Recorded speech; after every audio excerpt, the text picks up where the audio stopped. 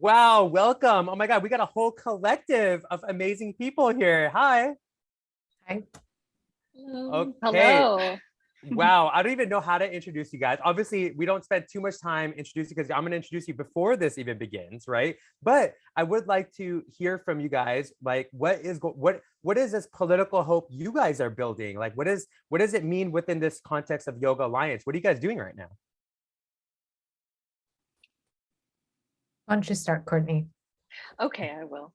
Um, so yeah, we are a collective of individuals who care deeply about yoga. I think that's like the simplest way to describe us. But we met through the LMU Loyola Marymount University program entitled Yoga, Mindfulness, and Social Change. And so we all came to that program with different experiences and different motivations. And through that program and meeting various speakers and having opportunities to debrief about like social justice issues and how they relate to yoga, we just thought, what an opportunity for us to kind of share some of this. What we're so lucky to have is an opportunity to have a conversation about all of this with a broader audience. And I think that's really what's behind the letter, even though it's, addressed to an institution and it has specific points in it, but the spirit of it, and I think everyone on this call has felt it, is to come together, to take some time to pause and reflect on the practices that we've all been doing, and then to share what we think is a really powerful practice more broadly.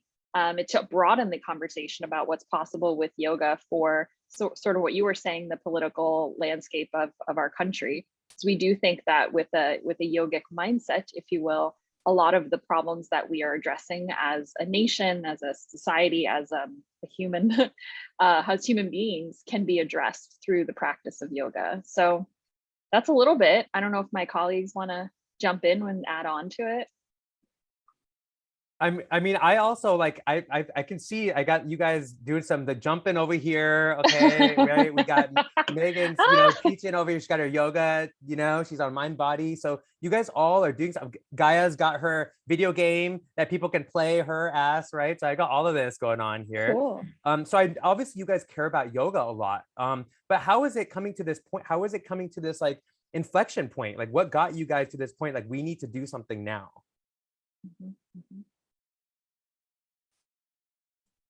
Gayatri, do you want to take this one?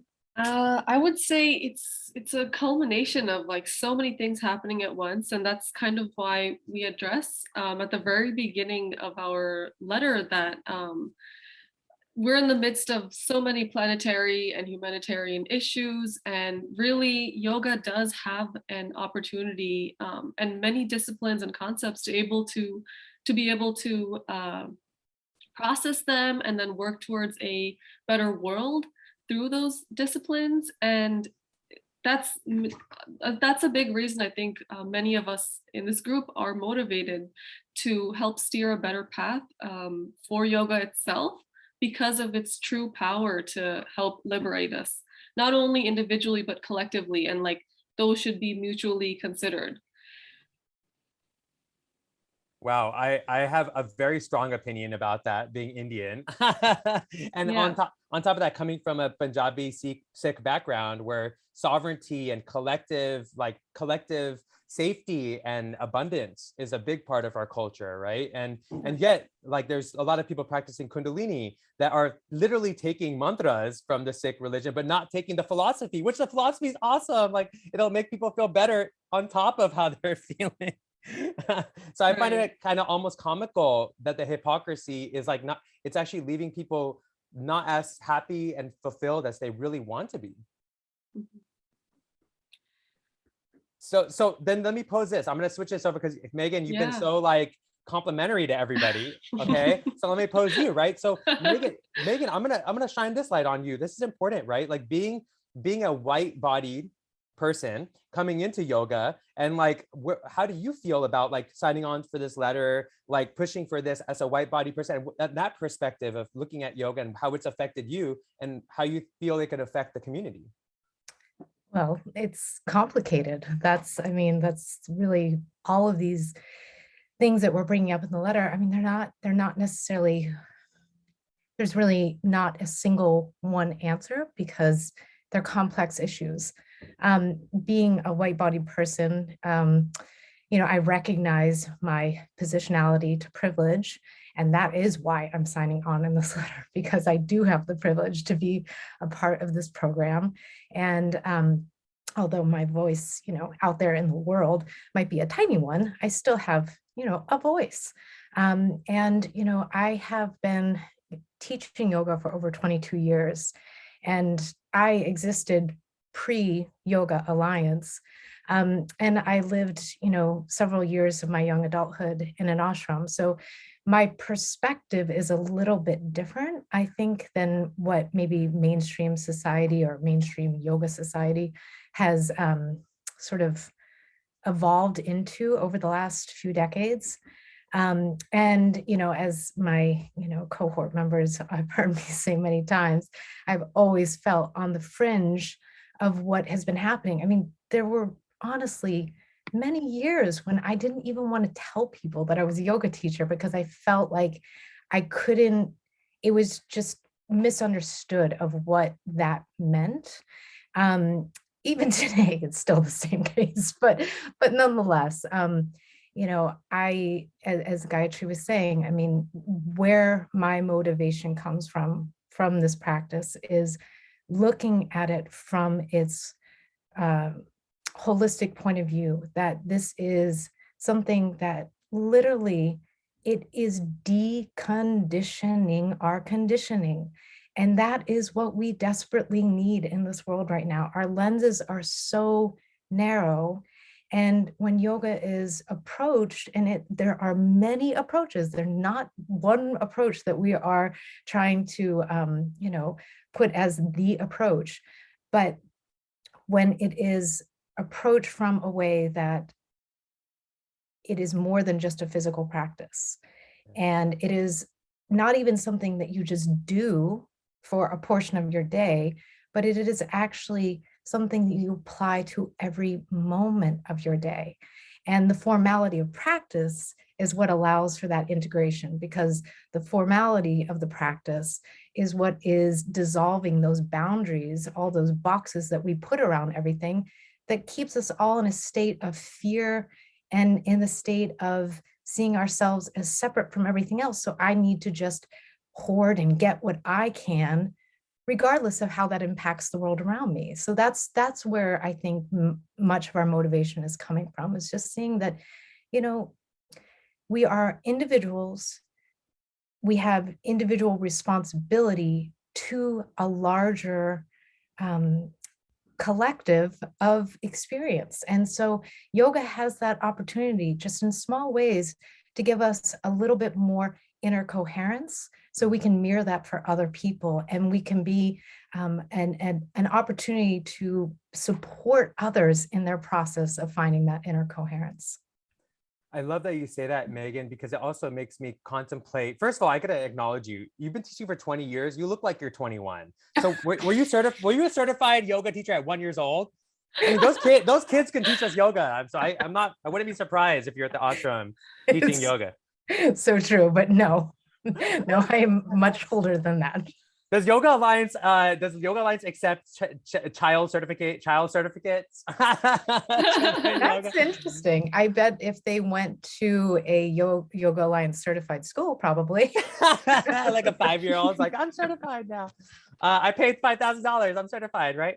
Yeah. So and then let me throw this over to Iris really quickly too. And I think it's also important, Iris, I'm curious, like even when I was reading it, we're going to go over the letter in a moment, but Iris, being that you have a background that's combination of Eastern and Western, how is this political? Like, how is this move political? How do you feel that it's important politically?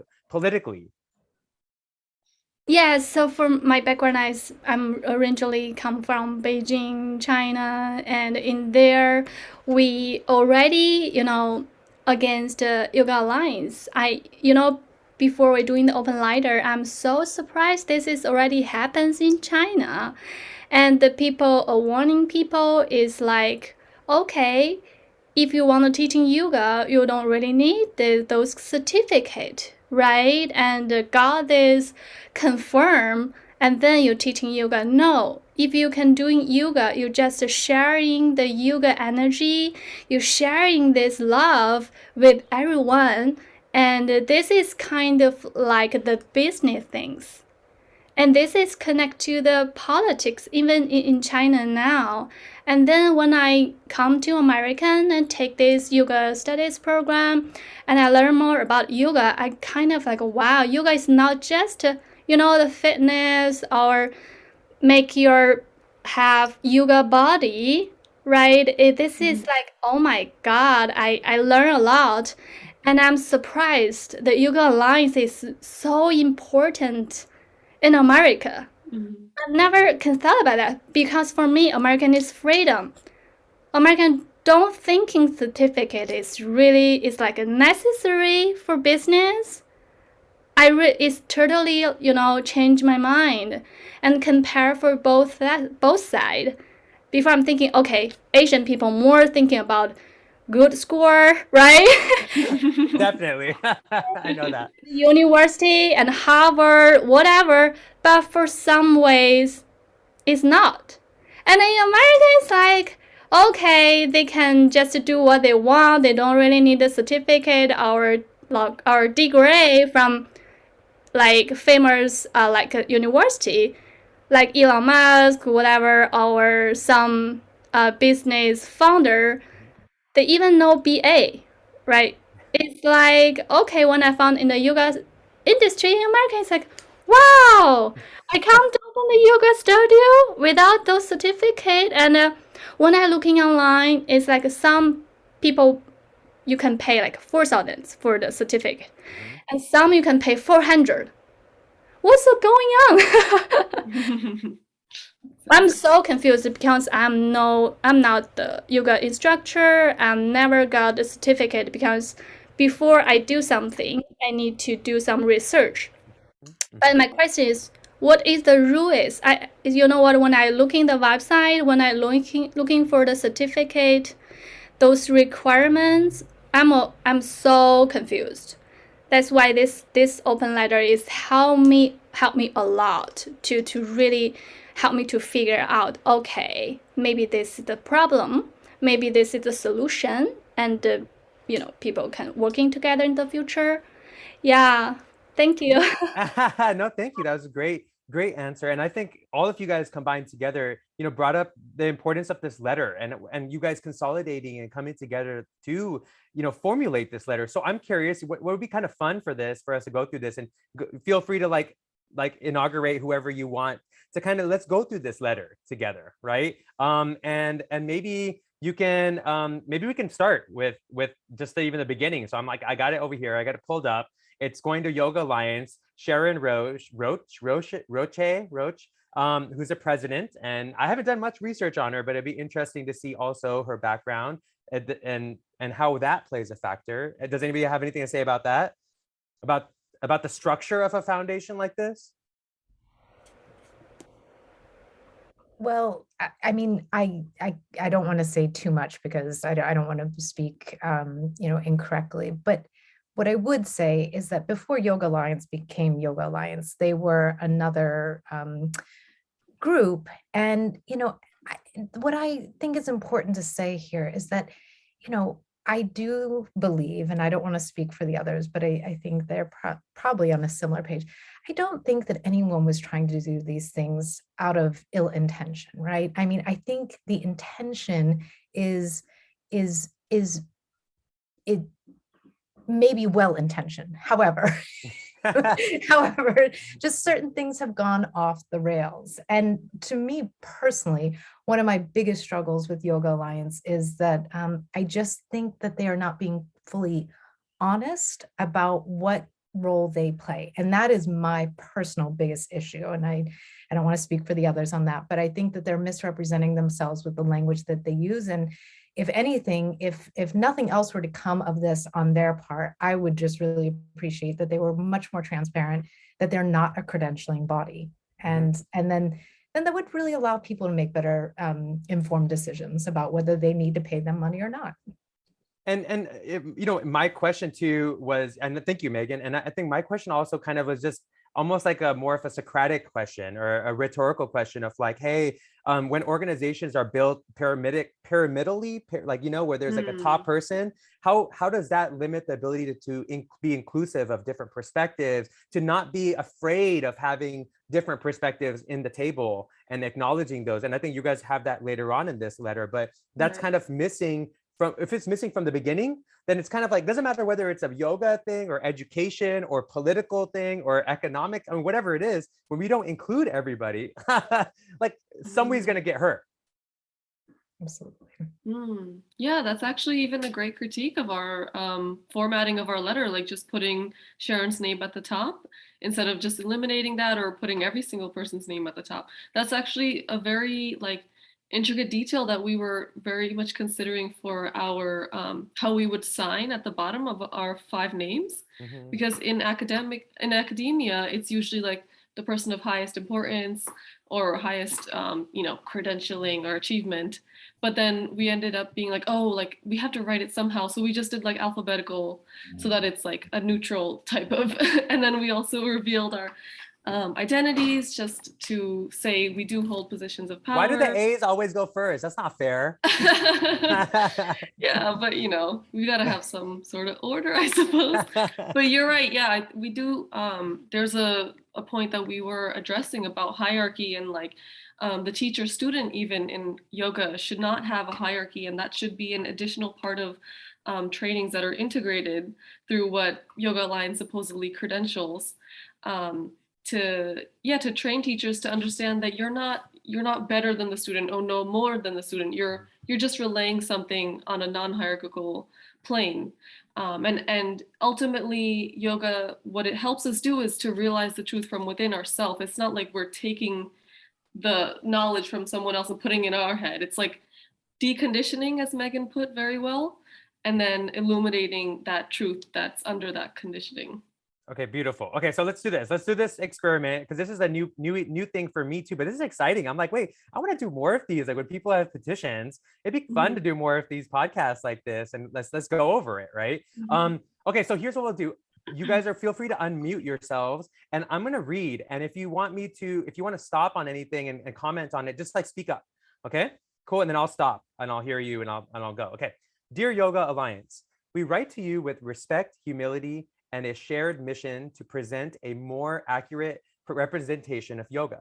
We are at a tipping point of humanitarian and planetary crisis, driven by a preference of individualism over collective well-being. Holla! Yoga has the capacity to dismantle the boundaries that divide us and provide meaningful social change. Woo! We present this letter to Yoga Alliance, YA, as an opportunity to change the current trajectory of yoga. In the spirit of yoga, this is an invitation for change presented not only to YA, but to all who care about yoga. Yes, Courtney. I think two things I just want to say about that opening paragraph, which also just in general, this is like draft number 49 of this letter. I just need everybody to know that in the world, because and I say that also knowing that this is not a perfect letter. But I want to point out 2 things. One is that we worked really hard to strike a tone that we also felt was in line with the values of yoga, which was less of a call out and more of a call in, and recognizing that, you know, we mentioned humility, that like we're a group of people who are passionate, who have different experiences, and we don't know everything, and we've never worked inside of this organization before. And so we just wanted to acknowledge that up front with our tone. And that's, I want to point that out too, because in the personal work, the work that I do, you know, for my job around racial equity, I think it's really important to approach all of these conversations with a level of humility and a level of mutual care and respect. So that's what we were coming at. And the other thing was to say that we addressed this letter to Yoga Alliance, but we were very intentional at certain points in the letter of saying, this is really to everyone who cares about yoga, right? Like if you're reading this and you've ever practiced, or you've ever been curious, or you've ever done any form of yoga, like we're asking you to think about it. Think about how you've practiced. Think about how you've honored, tried to not misappropriate, you know, all of that, because we're all on the journey of trying to be better humans. We believe that. And that's why the letter, even though it is addressed to Yoga Alliance, we're hoping, and what we've seen is that people are doing a lot of self-reflection, which is really exciting for me to see. I love that, Courtney. Yeah, I mean, it's funny too. I've also seen a crazy uptick of people I never would have thought doing yoga certifications, but the past couple of years, a lot of people have done it online, like online courses, because it was available and, maybe might be a little bit cheaper, right? So so I've seen a lot more proliferation of yoga globally. So it's certainly not just Yoga Alliance, right? Thank you. Okay, shall I continue? All right. Should I do an accent? Capital Y yoga is a complete representation. Can I appropriate my own culture? Is that it's okay, right? Capital Y yoga is a complete representation of yoga. Ooh, I like that you guys added the Sanskrit. Yeah, holla. Inclusive of its historical context and represented by its various systems and traditions contained within. The holistic expression of yoga is crucial because it teaches us to be mindful and present, responsive rather than reactive, and service-oriented and compassionate. Yeah, I'm on that one. Yoga is the interconnected web of humanity with a profound capacity to heal. We distinguish this from lowercase yoga, which instead offers a limited, distilled, or partial version of yoga. I feel like that right there, those two things, I look forward, maybe I'll play around with that, creating some visual. I want to see that delineation, like design wise. But when yoga collided with the forces of colonialism, capitalism, and racism, it became prioritized as an industry and a workout, distracting us from its original purpose as a oh my God, English is not my first language. Liberatory, right? That's it. Yeah, liberatory. Liberatory. Yeah. There you go. Very good. Thank you very much. Thank you, madam. What has resulted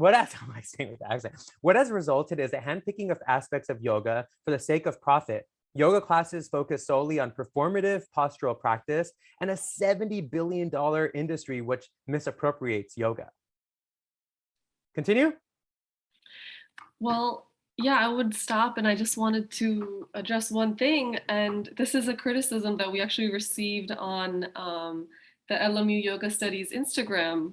Somebody commented and they said, why isn't this? So it's interesting because the post that I designed was intentionally made that way, where I was like, yoga, everybody thinks that it's skinny, white, fit, acrobatic, seemingly cisgender, seemingly upper class, white women. And I think that was a trigger point, but we talk about this a lot in our course because social media can ultimately it's controversy that grabs attention. But anyway, so that critique was that, why can't this very specific yoga also be yoga? And we're actually not even saying that. We're just saying that we shouldn't be only shown a very little portion of yoga. And whoever practices, including those white women, that's their own sort of yoga, but that's not the only kind. And there's so many other kinds of yogas. Like Krishna taught yoga in the Bhagavad Gita. Yoga encompasses many of the dharmic traditions in South Asia. It has overlaps in so many areas. There's Kemetic yoga today. And that's essentially what we're trying to say. Not that there's one form of yoga and we're saying you're wrong, but that there's so much else to it. Well, and I just to add on quickly to that, Gayatri, I'm really glad you said that because I have so many friends who will say to me, oh, it's so wonderful that you do yoga. I can't because I'm not bendy. I'm not flexible, right? And I think we've all heard that a million times. And I just want to be like, oh, but there's so much more than that, right? And that's not if that were the end objective of yoga, how sad, but it's not. It's so many more things. And that's really where we're coming from, is not to say that's bad.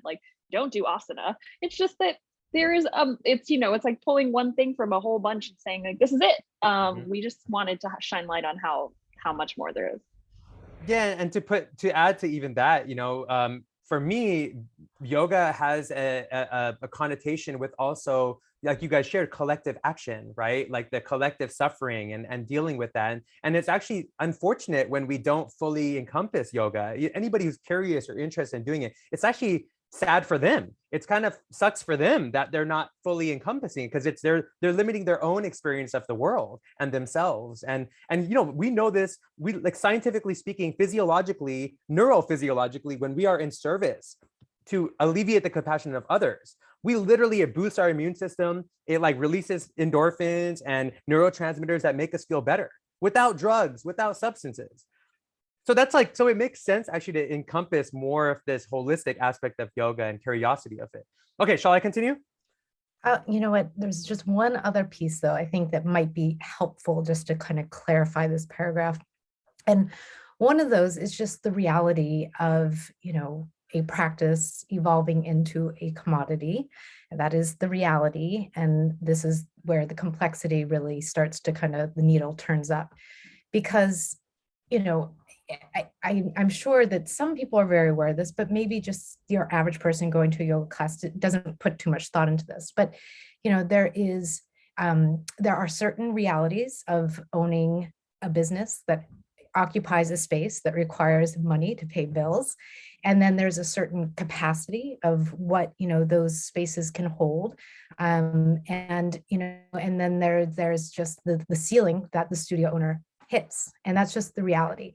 So what I think one of the major problems has been is that studios and teachers, because they are wanting patronage, they are wanting people to come back, they have really shifted from a place of,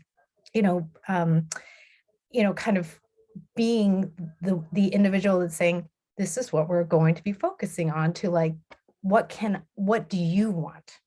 And so, there's been a real, kind of a flipping of the table of, don't want to offend anyone, don't want to make anyone uncomfortable, want everyone to walk out in this bliss state.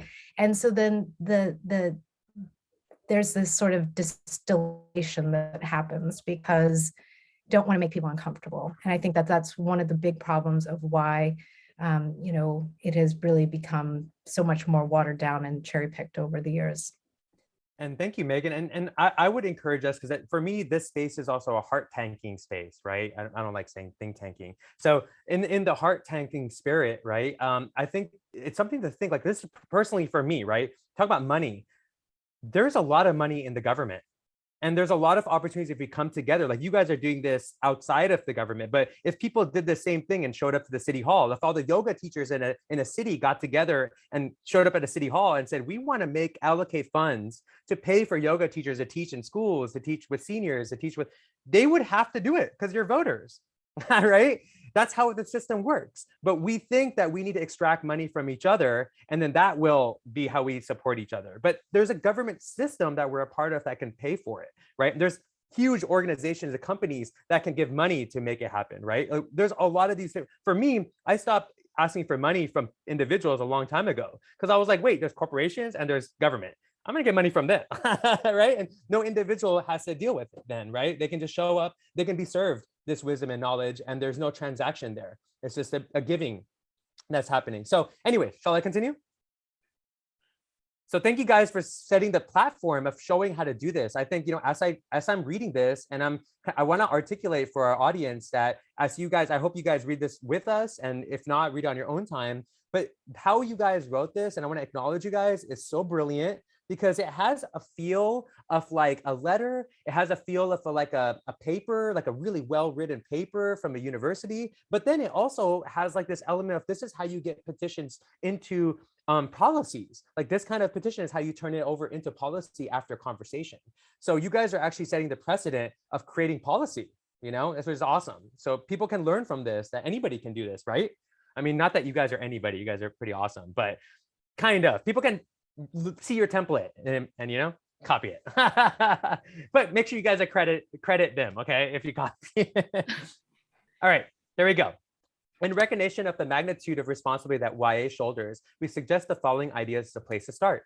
How might we create a system of teaching yoga that prioritizes ethics over profit?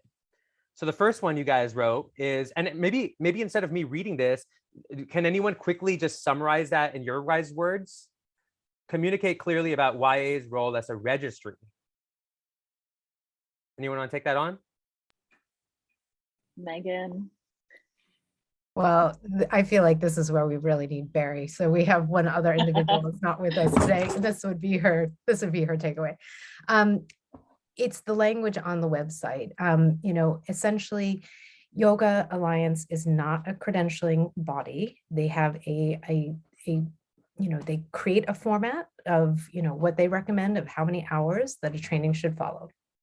A teacher fills out that format, says, I'm going to be teaching this many things and these components. It submits, they approve it, and then essentially the studio, the teacher pays the money, and then that's it. But the problem is that from there, there's no checking in on anything. So, I mean, I could submit whatever I want and say I'm going to do these things and not do any of them. And essentially, I mean, as you know, in my own experience, everyone's pretty much guaranteed to get a certificate. I mean, unless you don't pay the money, you're pretty much going to get a certificate unless you do something. That's a terrible incentive system to do the work. Definitely. Yeah, like, I think that's kind of our point, is that, the standards are low and then there's no accountability to them. So, that's where it gets tricky. And so that's fine, because being regulated as an industry makes the yoga industry very uncomfortable. That conversation, I'm not sure where I stand on that one. It's complicated, but nonetheless, that's not what's happening now. So I would appreciate it if Yoga Alliance was just really clear that, hey, we are a registry. We collect, you pay us money and we'll put your name on our website, on our database. But, other than that, I don't know. Anyone else want to jump in on that one? Or is that hit the point? I think you nailed it. Barry came channeled through you. Yes. And I think it leads in well into the second bullet that's underneath that about the 200-hour training. Okay. Because we've also gotten, feedback on the letter or reactions that are really valid. Like, well, you're saying that they should say they're only a registry, but you're also telling them how to reevaluate their 200-hour training. And I kind of view those two as like longer term or shorter term, longer term, maybe, in a sense, which is like, be honest right now about what y'all are doing. But also, like, if you're going to keep doing this, if you're going to keep having a credentialing system, like, let's make that more robust and really give teachers, well, first of all, have an option for folks who want to just deepen their yoga practice to do that without having to sign up for a teacher training necessarily, which is what we say in here, but also take the teacher training that you're doing and add on to it, really go deeper with the ethics, principles, philosophy around yoga. We talk later about a module where that is anti-racist and anti-misappropriation. And then having that fieldwork component, we think, is really critical, because theoretically, which we don't know how many folks actually do this, somebody could go from never practicing yoga. Today, I never practiced yoga. I never did any form of yoga in my life. Sign up for yoga teacher training, do 200 hours of coursework, and then go on and be a yoga teacher, which we think is really, really unlikely to be reflecting of the capital Y yoga that we're talking about, that teachers practice. And just really wanting people to walk away from these programs feeling equipped and feeling like they have a deep understanding of what they're giving to other people. I love that. So, yeah. So I'm not even gonna bother reading this, because this is, everybody who's listening to this should read this aspect of the 200-hour thing. It'd be great to get people's feedback too on this, as people reach out, and they can reach out to any one of you and talk more about this, or maybe there could be more discussions that are public. And I think you guys might do some IG lives and some other stuff, right? I hope. But shall I continue? Can I continue down here? You guys cool with that? Yeah, all right. for sure. Yep. Yeah. Okay. Our individual liberation is inherently connected to collective liberation. How might we practice a yoga that is equitable, accessible, and wholly liberatory? And one of the things you guys say is add an anti-racism and anti-misappropriation module to all 200-hour yoga training curriculum. Now, hold on, let me add one quick opinion and something I've experienced. I recently finished being a commissioner of human relations in the city I used to live in the Bay Area, El Cerrito. And so that's a commission, like there's Parks and Rec, all these commissions. And the job of the human relation is to alleviate discrimination and hate, all these different things in a city, right? At every level. And we had a huge discussion, and we actually had a bunch of people from the community come on. And when we kind of resourced everybody in that meeting, and I proposed, who racist comes to anti-racist stuff. You know, like we don't really change many minds when we do anti-racism things, right? It's not often, we're not really attracting those who actually we need to flip. So I was like trying to advocate for more celebratory, you know, aspects of celebrating different ways of collectivism, of inclusion, celebrating it rather than be anti. But with this aspect, you guys are more talking about ahimsa and like bringing these philosophies of yoga and the idea of ahimsa into the space. So I needed to share that because I do want to make sure people understand that when we say anti-racist, we're not saying anti anything. You know, it's actually the opposite of that. Oh, absolutely. And I'm going to stop talking after you make this point, but I just want to say that, you know, we in short are calling it anti-racism and anti-misappropriation module. I think it's really, you could flip that language around and say it's really like, how do we better understand the historical forces that have led us to where we are today when it comes to yoga? And better, to your point, celebrate, acknowledge, respect, show deference to the communities that have brought us such an incredible practice. Like, you know, not just kind of take it for our benefit and ignore the other parts of that community's, you know, maybe struggles or history or story, and really like listen better. And maybe we just need to come up with a better name for that module. But I think that as somebody who does anti-racism work, like that's really what the spirit is behind the work, even though it can sound kind of like anti. It's really like pro honesty, you know, and pro respect for people.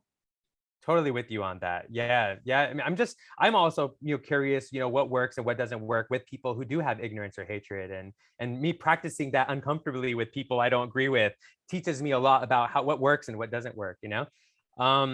And that being said, actually, I got to share, I mean, we'll keep going, but for me, you know, coming from a Sikh background, watching Kundalini proliferating so quickly and rapidly, and for it to be so commodified, right?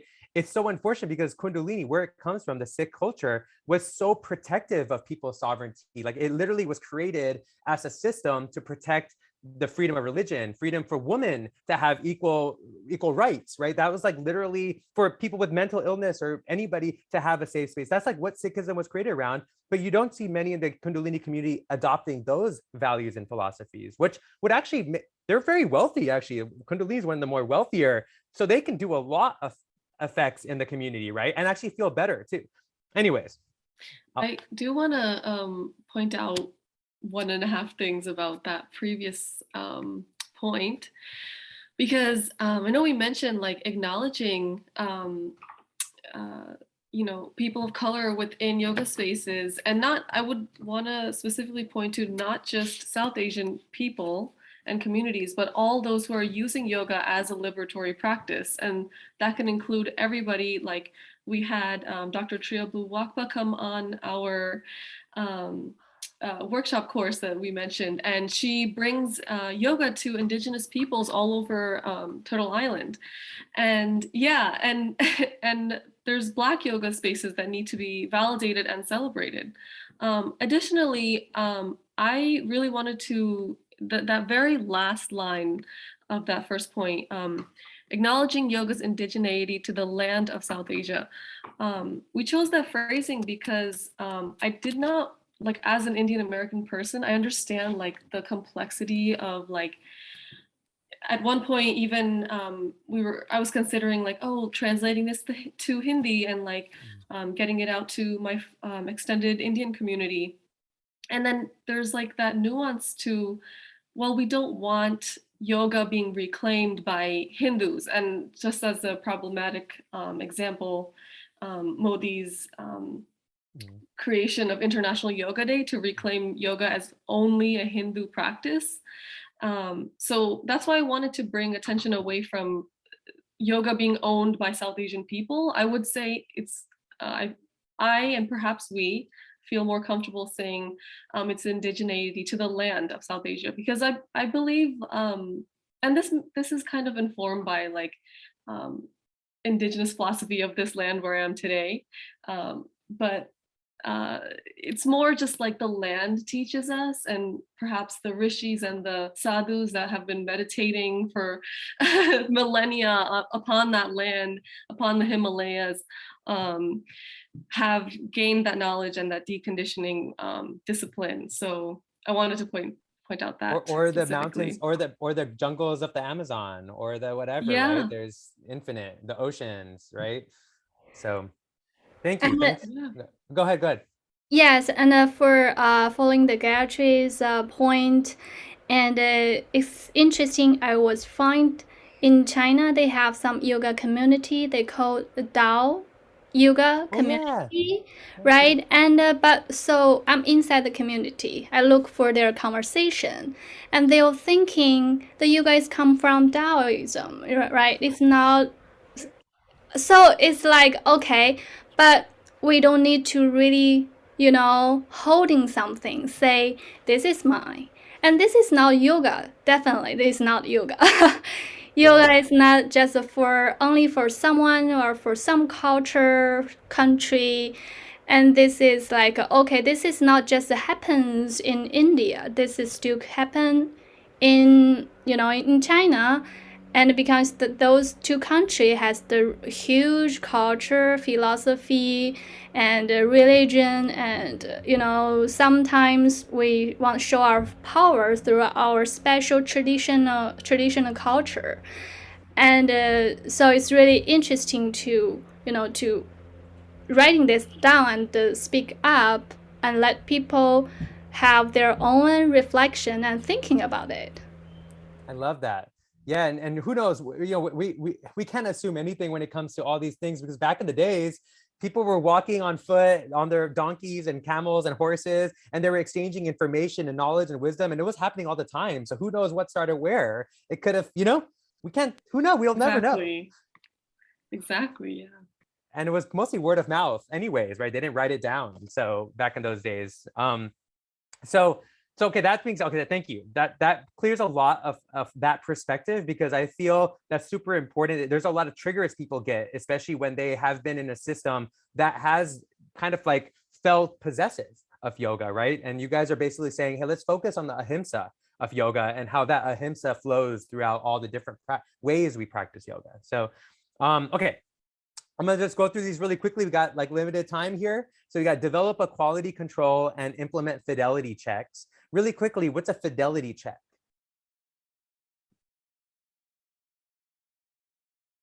Anyone? How do you imagine that being done? Like what would be like ideal of a fidelity check? So this goes back to our point about having quality control somehow, and just this is just a suggestion and how these credentials could remain accountable to like what they have taught. Like, oh, did you actually learn what your yoga teacher training has taught you? Are you actually being ethical in yoga spaces? Maybe like just as one example, like having a yoga alliance person go around to different yoga studios and have like a list of things that they should check off, like if a restaurant got an A, like this yoga space got like, something, something along those lines. It's just Don't they have something like to secret start shoppers? thinking Remember, about. like secret shoppers, right? Secret yogis. I volunteer. Well, it could be cool to just have to be able to, because one of the things we talked about too is like there could be value in Yoga Alliance creating community for yoga studios and yoga teachers. And so, we haven't gone deep with this point, but I think, exploring what it would look like to bring folks together to kind of do a collaborative, like, hey, how are you approaching teaching this? How are you, kind of like sharing of ideas as a form of checking in with each other, and potentially less of a punitive form, but still accountability in a sense. Courtney, when I was in medical school, every year I learned that there's like a conference, and there's conferences even for different specialties, and they would come together and share new inventions, new understandings. That was happening all the time, and they were re-upping their accreditation of their practice. It was happening every year. So it can happen with yogis too, and Yoga Alliance and whoever else. For sure. Okay, all right, shall I continue? All right, here we go. Okay, so let's see. So we got expand recognition of teachers and institutions. And really quick on this note, I hope somebody explains this more, but I when I posted the social media thing, I got messaged by several people saying that they had really big struggles, like bringing their teacher from India over, who had like learned in India, who's a grandpa, you know, he was like a babaji, and he wanted to come and, but they weren't allowed to come and teach. And so maybe you guys have something to say about that. Like, how does this work? Yeah, I think Meghan should speak on this. So I can speak to this from my own experience, not necessarily from that experience, even though I know that that is a true statement. And I don't know necessarily, it's not so much that maybe that Babaji couldn't come and, you know, teach over here. It's just that Yoga Alliance probably would not give them that certification of, I am now a Yoga Alliance certified teacher. For me, my own personal experience, and is that, you know, I was certified as a teacher before Yoga Alliance existed. And even though they do recognize the school that I was certified through, they do not recognize me because I was certified before they existed. So to me, that's just like one of those things that it just seems like it's really backwards. It doesn't really make any sense. But, you know, I don't know. It's nuance, right? It's nuance. Well, so on the previous conversation, I think what's really hard about anything like a fidelity check is yoga takes time. It is experience. It is not, that's the thing. It doesn't matter really how many hours a training's ever going to be. That's not really ever going to be the thing that's like going to say, now you can teach yoga. It is something that requires a daily commitment to be a practitioner, to be a sincere practitioner, and to do it for many, many years. And, you know, and that's what, you know, nobody in that is trying to sell a teacher training is ever going to say that, right? And, you know, just even the other day, I was sitting outside this cafe and I heard this guy walk by and saying like, oh, I'm thinking about being a yoga teacher as my side job. And I'm just like, I mean, you'd really be better off going and working at that coffee shop you just came out of. You'll probably be better taken care of financially. That's for sure. So, you know, I don't know. It's just one of those things that it's obviously that is a problem. I don't know how Yoga Alliance fixes that problem, but I find it to be very problematic. I know a lot of teachers of over 2 decades that are incredible teachers that would never be recognized, let alone, you know, people coming from other places. Yeah, well said. Thank you. And so I think this is something that a lot of people, you know, another reason why people should tune into this and see if it resonates. Okay, let's go to the next one. Explicitly distinguish the practice of yoga from yoga asana. So that's interesting. Anybody want to jump into that one quickly?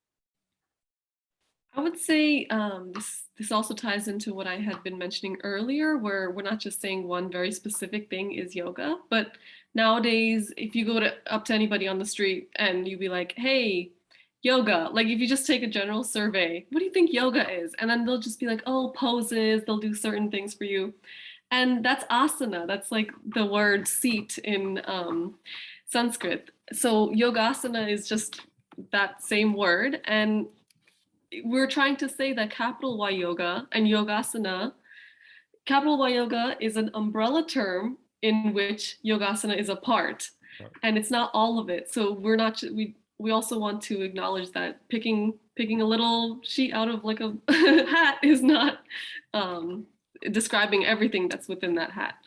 So I mean, and on that note too, Gayatri, I would like to add, it's kind of makes me think of like, it's not to the same degree, but it could be, because being Indian, knowing what Britain did to India, right? And what England did along with the Portuguese, but England especially, that was really traumatic, and we're still feeling it, you know. As an Indian, I still feel like I'll watch something, the British and the Indian, and I feel it within, I feel the trauma again, that my dad had to leave Pakistan, his whole family had to leave the farm because of that partition that the British created. And so, you know, when yoga and yogasana is used improperly, it's kind of like how Redskins are used, or like certain derogatory terms of Native Americans. I can see that, it resonates. It's like, wait, that doesn't feel good when people are like, oh, I'm doing yoga, and they're doing like posing, and they're like showing off, and they're doing posing, and they're hashtagging yoga. It's like, no, like that's how did that start? Like, what was the intention behind that? Right. Yeah. It's very insightful that you have felt that intuitively, because even I didn't even know this personally going into my program, that we have kind of gained education through about yoga's history. But the British did actually militarize yoga and like combine it with gymnastics and express it as a form of bodily power and strength and even masculinity within the world. Yeah, it's fascinating. I can send you more resources to learn about it, but intuitively, even I personally, that's also why I wanted to separate it from Hindu nationalism. And I mean, that gets complex because, of course, nationalism is rooted in a form of protection of the self, and it stems from what colonialism did to our home country. All four of my grandparents also had to migrate from the land of what is current day Pakistan into Punjab and northern Rajasthan. But yeah, it's so fascinating that colonialism is still deep-seated in yoga today. Yeah, that's a whole different conversation. But I will say that once again, just like you were sharing about Tao, Iris, and like all of these things, they seem to be very consistent. Even like psychedelic shamanism, the repeated pattern is that we're interconnected. Like you see the one thread going through all of them. Yet when modern yoga and the way these accreditation systems are and how people are generally teaching, it's not preaching that practice, that integration of interconnectedness, right? It's like, but they all have that aspect of it. So we're definitely missing something. Something is broken in that chain, right? So thank you guys for addressing it. Okay, so it's getting tight right here. Oh my God. Okay, so I'm gonna scroll down here. I just want to acknowledge you guys. Wonderful, how you guys end it. We call upon not just Yoga Alliance, but the entire yoga community to become active participants in shaping a better future for yoga. We recognize that these solutions are not comprehensive and that transformation takes collective time and effort. Each day, as we continue on this path, some of yoga is eclipsed, resulting in avoidable harm and suffering. Yoga can provide profound universal healing and meaningful social change. If set free from this current system of limited beliefs, the future is ours to choose. And really quickly, awesome, you got your things at the bottom. At the end, I love what you guys write with that paragraph, but this is the quick question before you guys go. Anybody want to answer? All of you guys answer quickly. What is the best ideal situation for where this can go? Like, where can this go? What you guys are doing? What's the best? Glass ceiling. What can happen with this action? What's the best thing that can happen? Well, ultimately, we don't exactly know, because we're humble and we're all just yogis of our own. That's a yogic answer. I don't want the yogic answer, okay? I don't want the yogic answer, okay? I want the rajasic answer, okay? It could go one of either way. I mean, I think ultimately we would love if Yoga Alliance could at least address and just acknowledge that we have put this out and called upon them. But even if that doesn't happen, we would love to keep having these discussions within the yoga community and like work together and build that change monumentally. It takes brick by brick. So it's not going to be all at once, but slowly we got to start reworking this. Anyone else just want to be rajasic? Oh, I mean, we all become millionaires. No, I'm kidding. That's totally counter to what we're saying. I think I know you're going to be like, it's a yoga answer. I'm already overwhelmed. I'm already overwhelmed by the response we're getting, by the signatures, the comments, the fact that you've invited us here to have this conversation and open the space for us. Just so much gratitude. And I just want to see more of it. I want to see more conversation. Every piece of engagement, whether it's on social media or signing us or reaching out to us, is like, I just feel so gifted. And like, the work we did was not for any sort of like recognition or any sort of whatever, but the fact that the conversation is starting is the biggest gift that I could imagine getting from this experience. Now I feel all of you guys got to complete this circle. So yeah, I'll jump in here. I just to continue on with what the other two have said, I think that as they know me, I really try to live my life without expectations. So when we did this, it was really, let's just see what happens. It was really an experiment. And I too have been just so thrilled to see the response that we've been getting, so much support. And it seems like that there was a lot of people kind of feeling the same way that we were. And I think maybe like one of the smaller glass ceilings for myself is just to have people think and to see that people are actually saying in the responses, like, I am Yoga Alliance certified, but I'm reconsidering. That to me is yes, that is so wonderful, just to have people thinking for themselves. Because I think what makes me really uncomfortable is that we've gotten to a point where many yoga studios won't even hire teachers that aren't Yoga Alliance certified. And I think that's a huge miss. And I really hope that the big glass ceiling is that people, studios, teachers, maybe even the broader community, I don't know, that might be a big ask, but really start to ask the question of what is going on here? And is this actually going to be something that is creating a better future for yoga? Yeah, so I just sharing the last part, and for me, I'm feeling it's like it's not our creative, but you know, the open lighter is like the ticket, and here has a spaceship, and then the people already have thinking this for a while, like a long time, like 10 years, 20 years, 30 years. No one really speak up and bring this out. And now, okay, here's a ticket and here's a spaceship.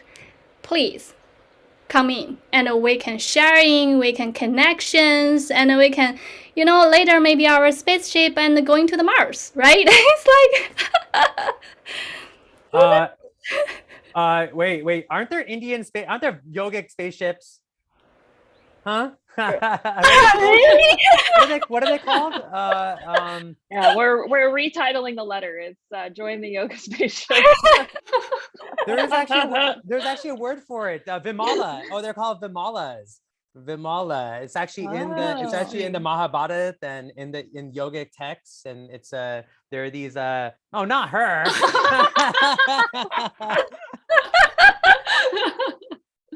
That's not who I'm talking about.